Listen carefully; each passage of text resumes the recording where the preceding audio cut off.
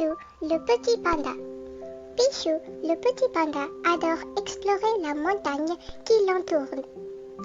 Et plus il s'aventure au loin, plus il fait de nouvelles rencontres. Mais les hommes arrachent les arbres et la forêt devient moins sûre. Pichou et Féfé entament alors un long et dur voyage vers l'intérieur des montagnes, en quête d'un autre endroit pour vivre. L'histoire attendrissante d'un petit panda qui appartient à l'une des espèces les plus menacées sur Terre. Sur les pentes de la montagne des brumes, au centre de la Chine, une maman panda câline son minuscule bébé. Caché dans un vieil arbre creux, elle le lèche et lui fait téter son lait chaud. Il est tout content, blotti dans son pelage doux et épais. Il s'appelle Pichou et n'est pas plus gros qu'une des taches noires autour des yeux de sa maman. Pichou est né avec une petite queue rose qui disparaîtra peu à peu quand il grandira. Pour sa maman Féfé, c'est le plus beau bébé panda qu'on ait jamais vu. Pichou ne reste jamais seul longtemps. Souvent, Féfé le berce entre ses grosses pattes tout doucement. Puis, Pichou, peu à peu, devient une petite boule de fourrure et Féfé le porte partout sur son dos. À 6 mois, il sait marcher tout seul et il commence à mâcher des bambous comme sa maman. Il aime en sentir le goût piquant dans sa bouche. Dans 3 mois, il ne têtera plus le lait de Féfé. À 1 an, Pichou est fort et il aime l'aventure. Partout où il regarde, il trouve de quoi s'amuser. Des arbres pour grimper, des grenouilles qui sautent quand il les renifle, des rats des bambous qui jouent à cache-cache en entrant et sortant de leur terrier. Un jour, alors que les premières tempêtes d'hiver atteignent les sommets des montagnes, Pichou aperçoit des singes dorés qui bondissent d'arbre en arbre très haut et il les suit.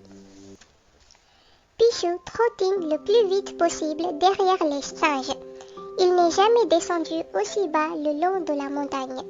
Comme il se fraye un chemin parmi d'épaisses fougères, il flaire quelque chose qui l'inquiète. Il n'aime pas ses coups répétés, ni ses voix fortes qu'il ne connaît pas. Soudain, Pichou s'arrête net. Un énorme craquement ébranle le sol sous ses pattes. Un arbre est tombé.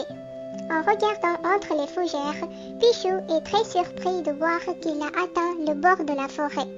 Les arbres ont tous été arrachés pour planter du riz et du maïs et des hommes les coupent pour se chauffer pendant l'hiver. Effrayé, Pichou fait demi-tour et court retrouver sa maman. Il détale dans les forêts, terrifié à l'idée de s'être perdu.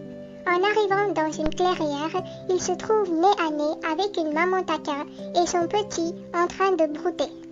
Ils se regardent surpris, puis Pichou décampe, cherchant toujours sa maman.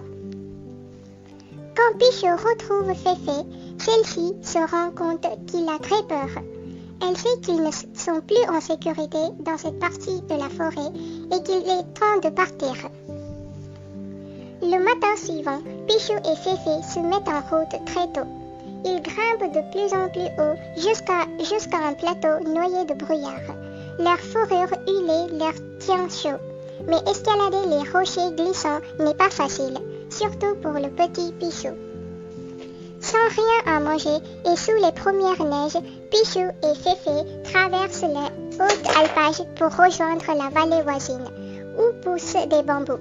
Cette vallée paraît tranquille et paisible. Blottis contre un rocher froid et dur, ils dorment du mieux qu'ils peuvent. À leur réveil, le lendemain, tout est recouvert de neige. Ils descendent lentement la pente raide qui mène dans la vallée et se nourrissent de bambous dès qu'ils en trouvent.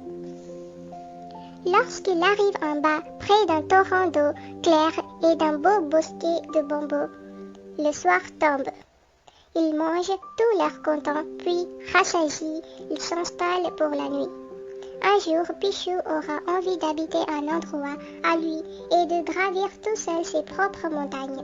Mais pour le moment, il est si bien qu'il ne changerait pas de place pour tous les bambous de la Chine. À bientôt!